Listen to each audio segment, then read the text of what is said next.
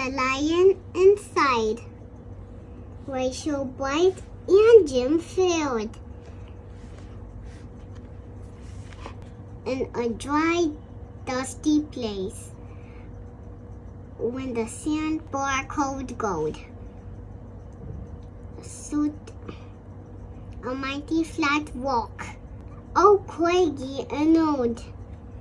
And under that rock, in a tiny full house, lived the littlest, quietest, meekest brown mouse.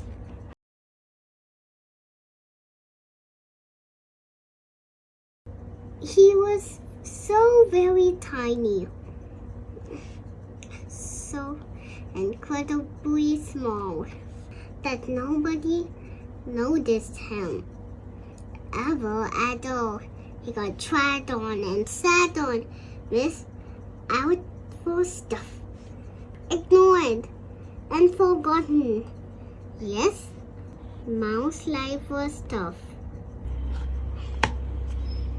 Meanwhile, far above, on top of the rock, times were quite different.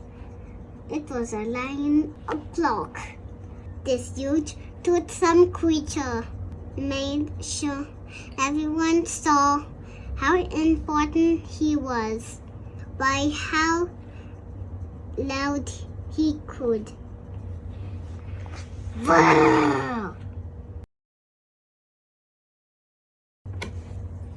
He was head of the pack. He was shouty and tough. He loved showing the crowd. He was made of strong stuff. Yes, all were impressed by this mighty king cat. I've only thought the mouse. I could be more like that. Then, late one dark night, in his Minnie Mouse bed, the cleverest thought popped into his head. He jumped from the covers and held up a paw. "I've got it," he said. "What I need is a roar.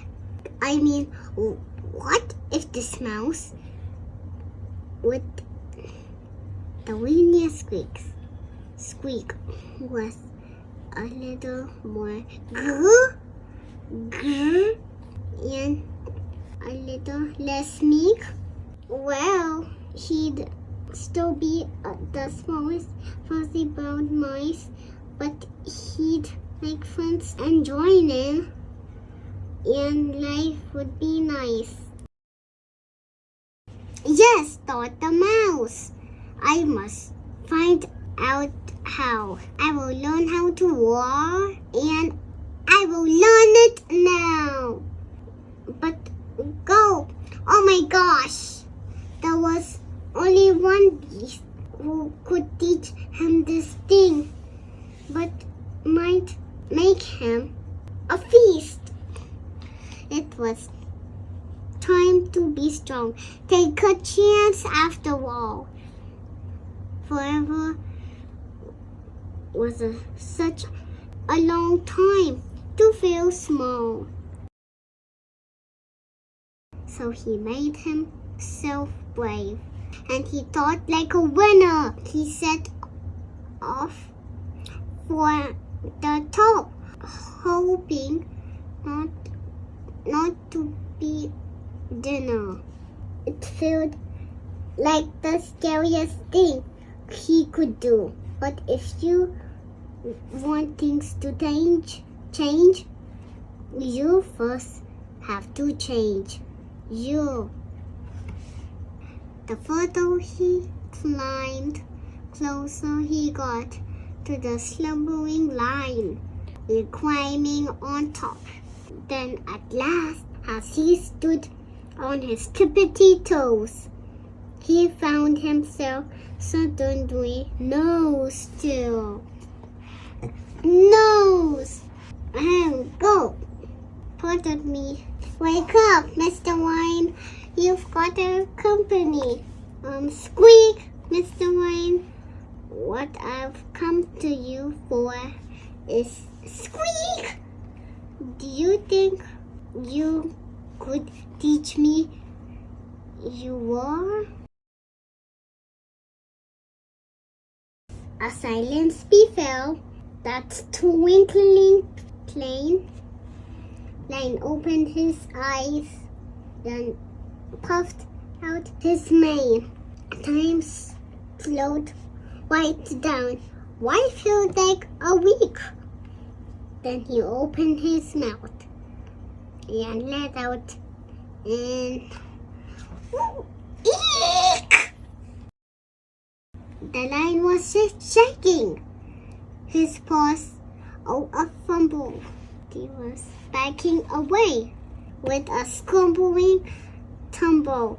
Don't hurt me, he whimpered. Oh, try to be nice.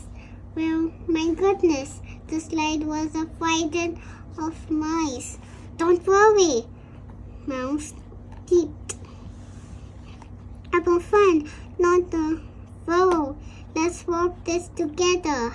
We'll have fun, don't you know? That was a magical moment for sure. When Mouse didn't feel at all small anymore.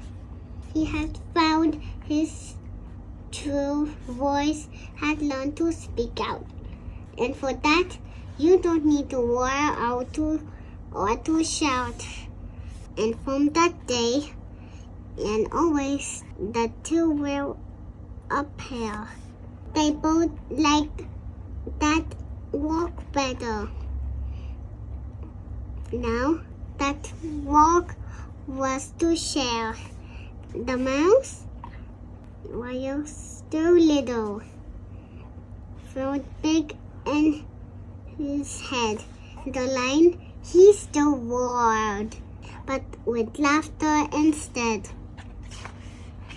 Yes, that day, they both learned that no matter your size, we all have a mouse and a lion inside.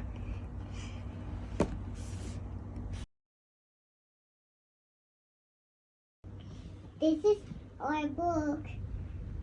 Thank you so much for reading with me. Thank you.